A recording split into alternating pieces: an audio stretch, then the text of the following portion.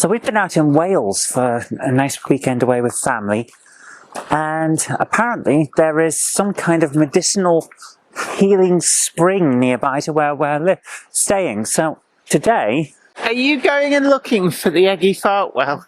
It smells like eggy farts.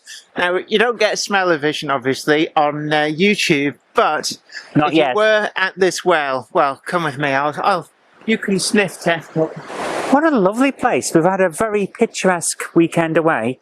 I think this is my guess from the names of the places, this is the River Toch, because the town, or the village, is called Cwmtor, which would mean Valley of the Toch.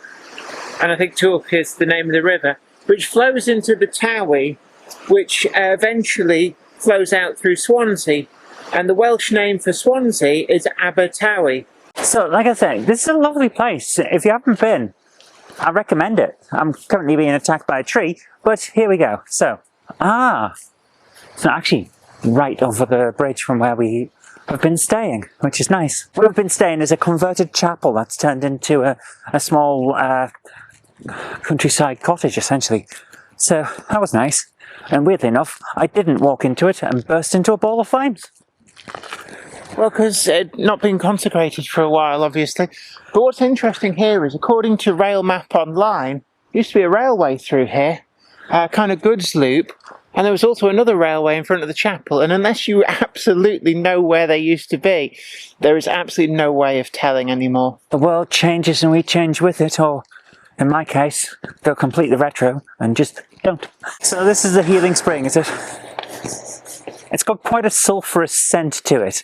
Yeah, smells like you the morning after a curry. Thank you. Okay, so that's a healing spring, is it? Yes.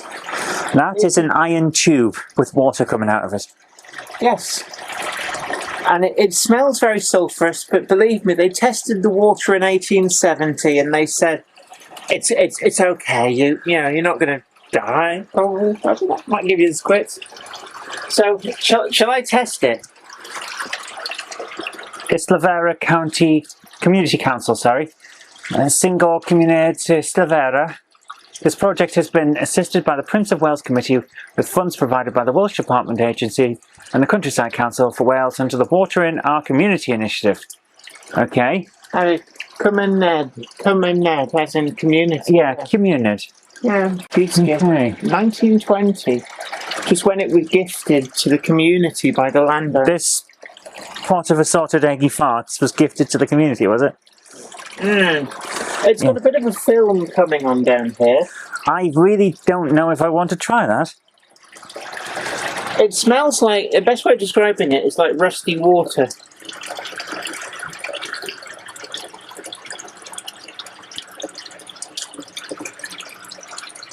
It tastes like mineral water that's got an unusually high amount of iron and other things in.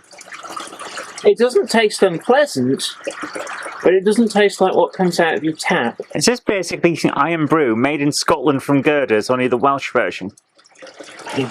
Well, eggy brew. Made in Wales, not from eggs. Come on then. When in Rome. You're not in Rome.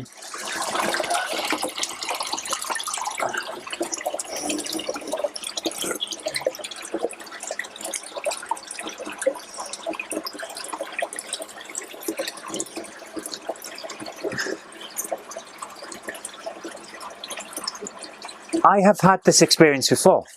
Have you? What? Sampling eggy farts? I'm not sure where. It's set of a memory, but it's such an old memory that it's no longer attached to a picture. That's weird. Ooh. Tastes strange. I would say it's not a good experience. It's not a bad experience. It's what a weird... Now my brain has gone, where have I felt this before? Have you been to somewhere like Blue John Cavern, Speedwell Cavern, some kind of caves, or Mother Shipton's cave? No, but I did do Hadrian's Wall and some Roman places. Yeah, I'm betting it's a similar spring. Yes. What an no. Yeah. Oh dear. The medicinal qualities of this famous spring water which gushes forth at Lower Cumtook was greatly appreciated in past generations. They had different tastes to what we do. People came from far and wide to fill their bottles, such was their faith in its qualities as a cure for rheumatism, blood impurities, and diuretic and gravel disease. What on earth is gravel disease? So it turns out it's a particularly nasty condition, and I'm not entirely sure that drinking some water from a pipe in the middle of nowhere is going to help it in any way. I can understand rheumatism. In the 1870s, Dr. D. Thomas Islavera sent a sample of the water to be analysed, and the results confirmed that it contained healing elements and minerals of benefit to a number of ills and ailments. Yes, but that was in the 1870s. When was it that doctors finally agreed that washing your hands was a good idea before surgery? Was it before or after 1870? What did I just drink? A political meeting was held here in 1872, addressed by William Abram MP, who was a champion of miners' rights, better known as Mabon. His famous rallying words were, "An hour off the day, not a penny off the pay." Okay. Could encourage miners to form a union. I recommend a union. I don't recommend the political aspects that most of them do, because that's going outside of the work thing, but if you're at work and your boss doesn't want you to have a union, you don't want to have that boss. Here endeth the rant, but it is true. We're going to head back now because it's about time that we headed off ski, isn't it? I find it very interesting that there used to be a railway through here, because you wouldn't really know. To be honest with you, if there was anywhere that was going to have a railway, I'd have thought it would be up there at the top rather than down here. Because here, unless they've rescaped this... I think it's been landscaped. Yeah, it looks curved and up and down. I would have put it at the top where it's flat. But... It was a loop and spur off the railway line. You can't tell where it was unless you know right. to look over. Okay, so it's not the main line. No. Right, that makes a lot of difference. It was a goods loop.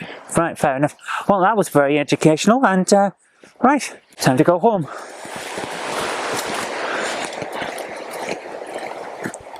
I'd like to give a big shout out to everyone who supports me on Patreon. Without you guys, I really couldn't continue making all of these shows. And if you'd like to join our fantastic Patreon heroes here, go over to patreon.com/Zoe Kirk-Robinson. It really does help us out. Thank you so much, guys.